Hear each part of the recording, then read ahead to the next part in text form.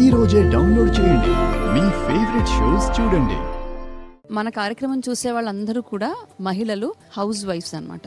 వాళ్ళకి self care అనేది ఉండదు. అండ్ ఇంకోటి 30+ దాటిన తర్వాత బోన్ హెల్త్, బోన్ మాస్ అనేది తగ్గిపోతుంది, స్పెషల్లీ విమెన్కి అని చెప్తున్నారు.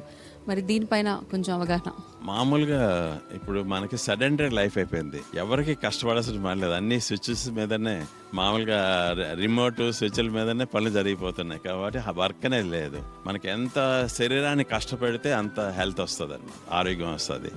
కాబట్టి మనం వీళ్ళు చేయాల్సింది ఏమంటే కూర్చున్నా కూడా ఎక్సర్సైజ్ చేస్తున్నారు, టీవీ చూస్తున్నా కూడా చేయాలి. లేదా మన స్టేషనరీ బైసికల్ ఒకటి టీవీ ముందు పెట్టుకొని అది ఎక్సర్సైజ్ చేస్తూ స్పెండ్ చేయాలి. ఎవ్రీ 20-30 మినిట్స్ కల్లా కొంచెం ఒక 10 మినిట్స్ వాకింగ్ చేస్తేనే మంచిది అనమాట. ఇంట్లోనే వాకింగ్, బేర్ ఫుట్ వాకింగ్ అనేది మంచిది. ఉద్యోగాలు చేసుకునే వాళ్ళు కూడా ఎవ్రీ 30 మినిట్స్కి లేవాలంటున్నారు. 20 మినిట్స్ దాటిందంటే బ్యాక్ పెయిన్, మామూలుగా స్పైన్ ప్రాబ్లమ్స్, నెక్ ఎక్కువ వస్తాయి, డిస్క్లు ప్రాబ్లమ్స్ ఎక్కువ వస్తాయి. కాబట్టి అది తగ్గాలంటే మనం 20 నిమిషాల కంటే ఎక్కువసేపు కూర్చోకూడదు. ఇప్పుడు సాఫ్ట్వేర్ వీళ్ళందరూ కూడా కూర్చొని సిట్టింగ్ లో ఏం ఎక్సర్సైజ్ ఉండదు, అట్లా వర్క్ చేస్తుంటారు. కాబట్టి వాళ్ళకి ఎక్కువగా బ్యాక్ పెయిన్, స్టూడెంట్స్ కూడా ఇంటర్మీడియట్ 10th క్లాస్ స్టూడెంట్స్ కూడా మేము చూస్తున్నాం బ్యాక్ పెయిన్ అనేది ఎక్కువగా చూస్తున్నాం. వాళ్ళు ఏమంటే ఎక్సర్సైజ్ లేదు ఇప్పుడు మామూలుగా. కాబట్టి వాళ్ళు డిస్క్ ప్రాబ్లమ్స్ తో కూడా చాలా మంది ఇంటర్మీడియట్ 10th క్లాస్ వాళ్ళకి మెడిసిన్స్ లో తగ్గిపోతే పిఆర్పి ఇంజక్షన్ కూడా తగ్గించాను అనమాట, సర్జరీ లేకుండా అనమాట. ఇప్పుడు ఏనే కామన్ అయిపోయినాయి డిసీజ్ అని. ఇంతకుముందు 40-50లో చూసేవాళ్ళు డిస్క్ ప్రాబ్లమ్స్, ఇప్పుడు మామూలుగా 10th క్లాస్లో చూస్తున్నాం. Lack of exercise. నెక్స్ట్ మనకి అన్ని జంక్ ఫుడ్ అయిపోయింది, junk and fast food and highly processed foods, అన్ని ప్యాక్డ్ చిప్స్ ఇవన్నీ అవాయిడ్ చేసేయాలి.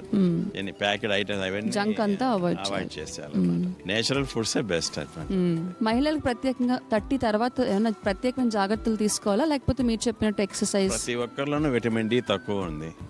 విటమిన్ డి మామూలుగా టెస్ట్ అనే చేసుకోవాలి, టెస్ట్ లో తక్కువ ఉంటే అన్న వాడుకోవాలి. లేదా అనుకుంటే వీక్లీ వన్స్ ఒక 10 వీక్స్ అట్లా విటమిన్ D3 60,000 యూనిట్స్ వాడి మంత్లీ వన్స్ మెయింటెనెన్స్ పెట్టుకోవాలి. కాల్షియం అనేది మన ఫుడ్ లోనే మనకు చాలా వరకు వస్తుంది. ఎంత ఎక్సర్సైజ్ చేయగలిగితే అంత బెటర్ అనమాట.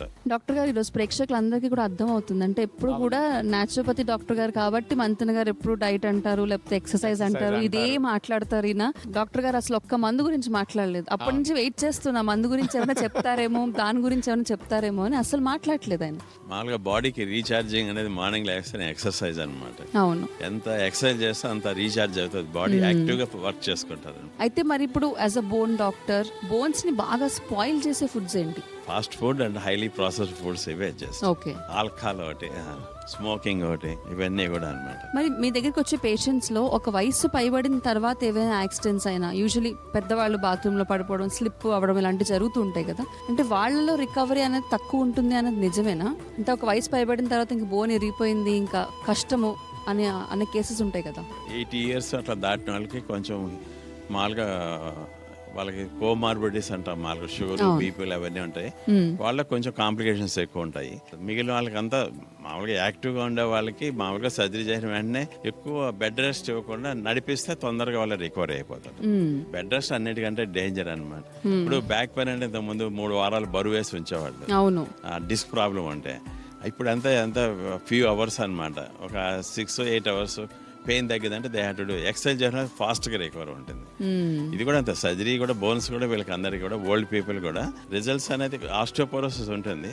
మన osteoporosis vitamin D, calcium cover చేసుకుంటూ సర్జరీ మెయిన్ అనమాట. బయలాజికల్ ఫిక్సేషన్ చేసి వాళ్ళని వెంటనే నడిపించి వాళ్ళని మళ్ళీ బ్యాక్ టు నార్మల్ చేయొచ్చు అనమాట. ఆస్టియోపోరోసిస్ కూడా రివర్సిబుల్. ఆస్టియోపోరోసిస్ కూడా we can main exercise start చేయాల్సింది అనమాట. విటమిన్ డి తక్కువ ఉంటుంది, అన్ని సప్లిమెంట్ చేసి వాళ్ళు మామూలుగా బెడ్ లో ఉన్నా కూడా దే హ్యాన్ డూ సమ్ ఎక్సర్సైజ్ అనమాట. ప్లస్ కొంచెం నిలబడితే స్టిమ్యులేట్ అవుతుంది బోన్ అంతా కూడా, బోన్ స్ట్రాంగ్ అవుతుంది అనమాట. ఓన్లీ లైయింగ్ డౌన్ డేంజర్ అనమాట. ఎక్కువ పడుకునే కొద్దిగా బోన్ లో కాల్షియం కూడా తగ్గిపోతుంది అనమాట.